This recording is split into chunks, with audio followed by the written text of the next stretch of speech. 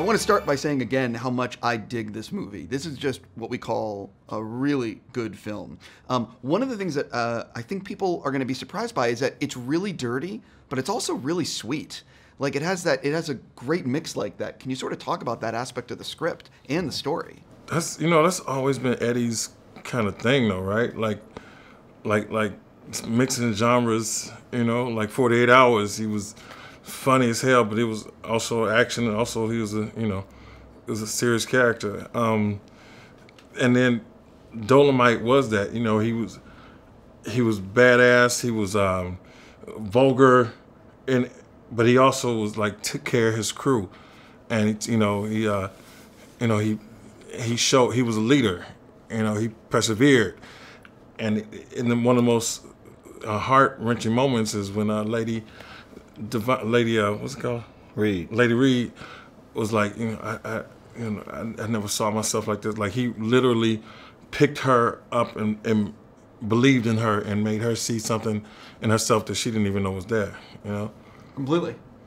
Dolemite is definitely an inspiration to the characters. Not only the characters, inspiration to the audience that's watching it, and he's a life teacher, man. He's teaching you about dealing with self-esteem. He's teaching you about dealing with friends, family, getting let down, and he still persevered through it. So, I think he's definitely a tool God put on this earth.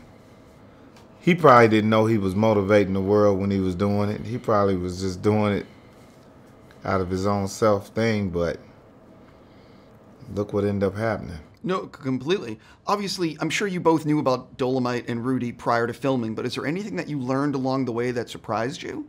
Or things that you didn't know? Yeah, I know.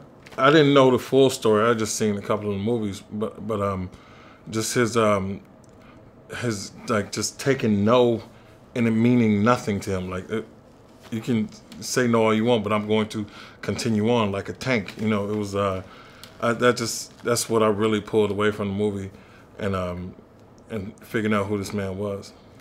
Yeah, that movie theater that he went to in Indianapolis was right down the street from where I grew up at, 42nd Street, 42nd and Carrollton, in college, and I didn't know that. That was the first movie theater that played his movie in my hometown. Wow.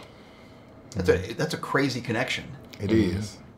Yeah, I'm trying to process that, like, full circle. I'm a big fan of Craig, a different Craig. Brewer. Craig Brewer. Right, exactly. Yeah, we all are. Right, it's a good name. Talk a little bit about working with him, because he seems so, like, level-headed, and he just seems really cool. If you could share a little bit about working with him. Super laid back, very collaborative, very trusting. He let us play with the material, and he stepped in when he needed to, pretty much. But he knows what's up. Clearly you see the movie, and and it was all good. Oh yeah, Eddie Murphy definitely a leader of the pack. Knows how to lead the pack. I remember at one point we were sitting in there doing a scene. I was like, yeah, I'm glad I'm in this movie with you, because you could have played every part in the movie. I definitely have to ask you about the music. Talk a little bit about the songs and stuff, and what you got to add. I just got to sing the songs.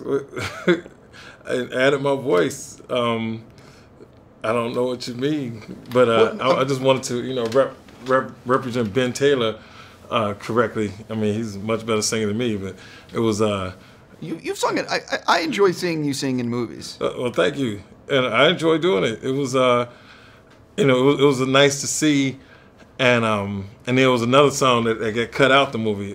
We did a Barcades tune, but it makes me giddy to go in. Now it was challenging because Craig Brewer is the type who'd be like, "Hey, you heard this song?" I was like, "No, I haven't heard it before."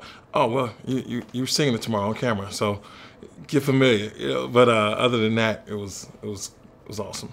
I gotta go. Thank you both so much, and seriously, congrats on the movie. For real.